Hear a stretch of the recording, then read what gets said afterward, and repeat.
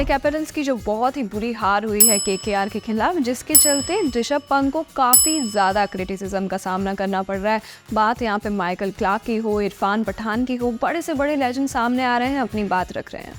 बिल्कुल, इरफान पठान ने बोला है कि still trying to understand the reason for Delhi capitals to bat first, क्योंकि अब तक अगर हम देखें तो ट्रेंड यही रहा है कि जो टॉस जीतता है वो चेस करने जाता है, और 30 में से सिर्फ 2 बार ऐसा हुआ है जब किसी टीम ने जो है वो टॉस जीता है और बैटिंग पहले की है। बिल्कुल, और माइकल क्लार्क का कहना है, I am not sure if I agree with everything that was said after the game, you win, you got it right, you lose, then you say you did not get it right. I think he got it wrong in electing to bat in that surface. I don't think they were 10 runs short. They were at least 50 run shot. यहाँ पे जो है same ही बात लगा लीजिए कहना चाह रहे हैं माइकल क्लार्क, और उनका एक और उन्होंने पॉइंट ऐड किया है। कहा जा रहा था कि 10 रन शॉट पड़े थे, लेकिन मुझे उनका ऐसा मानना है कि 50 रन कम से कम शॉट्स पड़े थे।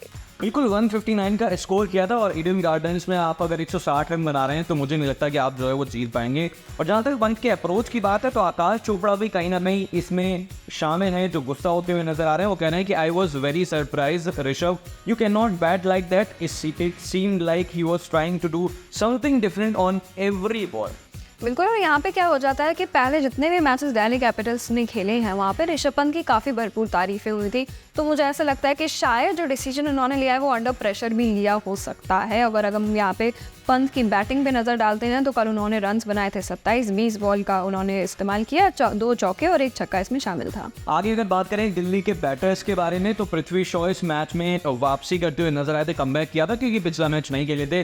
13 रन बनाए थे, मैकग्रुप ने 12 रन बनाए थे, अभिषेक पुरी ने 18, साई होप ने 6, अक्षर पटेल ने 15, टिस्टन स्टब्स ने 4। तो ऐसा लग रहा है कि किसी का फोन नंबर है, और दिल्ली कैपिटल्स ने इतनी बेकार बैटिंग करी थी कि सारे लेजेंड्स यही कह रहे हैं कि थोड़ा तो कम से कम फाइट बैक दिखाना चाहिए था। बिल्कुल, और मेरे हिसाब से देख लीजिए आप खुद ही कि पंत ने हाईएस्ट स्कोर यहाँ पे बनाया 27 रन का, महज 27 रन। बोलने में भी कभी कभी हमें अजीब लगता है। सौरव गांगुली की अगर हम बात यहाँ पे करते हैं तो आकाश चोपड़ा का कहना है, if Sourav Ganguly couldn't read this pitch, who could have?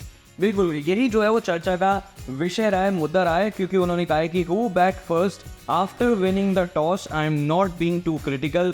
उन्होंने कहा है कि the team is winning the toss and has batted first only 2 times in the last 30 matches है, जिसका मतलब सरासर ये है कि 30 मैचेस अगर यहाँ पे खेले गए हैं, किसी भी टीम ने टॉस अगर जीता है तो बैटिंग पहले चूज नहीं करी है। पता ही नहीं दिल्ली का ऐसा क्या डिसीजन मेकिंग रहा कि उन्होंने बैटिंग पहले चूज करे और खुद ही हार गए।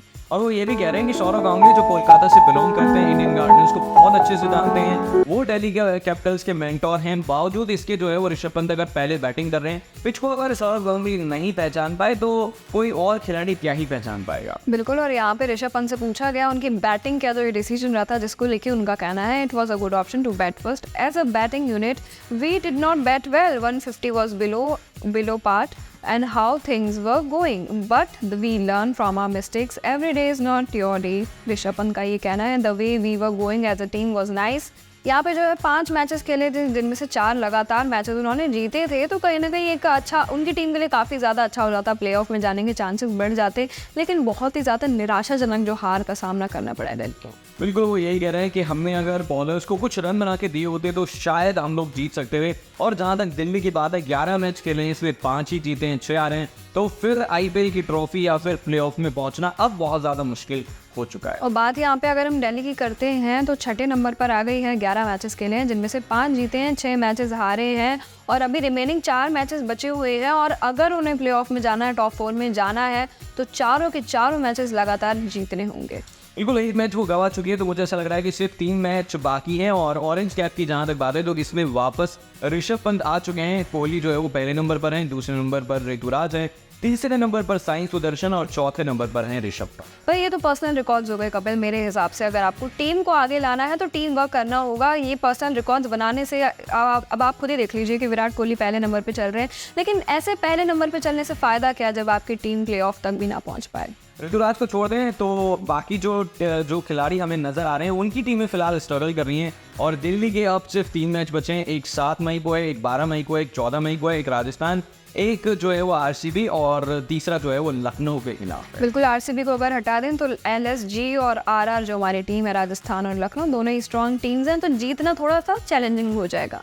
और इस वीडियो को खत्म करने से पहले बता दूं कि जो कोलकाता के ओनर हैं जिनका नाम है शाहरुख खान, वो ऋषभ पंत से मिले हैं और उन्होंने एक इंटरव्यू भी दिया है जिसमें वो कह रहे हैं कि ऋषभ पंत का जब एक्सीडेंट हुआ था तो उसके बाद वो काफ़ी ज़्यादा सरप्राइज हो गए थे और यही सोच रहे थे कि पंत बचेंगे नहीं बचेंगे। उन्होंने ये भी कहा कि पंत जो है वो मेरे बेटे की तरह है। बिल्कुल, सबसे बड़ी बात ये आप खुद ही देख लीजिए, जब शाहरुख खान जैसे बड़े इंसान आके आपकी तारीफ़ कर रहे हैं, आपके जज्बे की तारीफ़ कर रहे हैं, तो प्रेशर किस लेवल का हो जाता है। तो मेरे हिसाब से ये प्रेशर था जिन्होंने डिसीजन मेकिंग में थोड़ी सी गलती करवा दी। आगे आने वाले मैचेस में क्या कमाल कर पाएगी दिल्ली, ये हम भी देखेंगे, आप भी देखेगा। और आपके क्या व्यूज़ हैं इस चीज़ को लेकर, आप कमेंट्स में बता सकते हैं।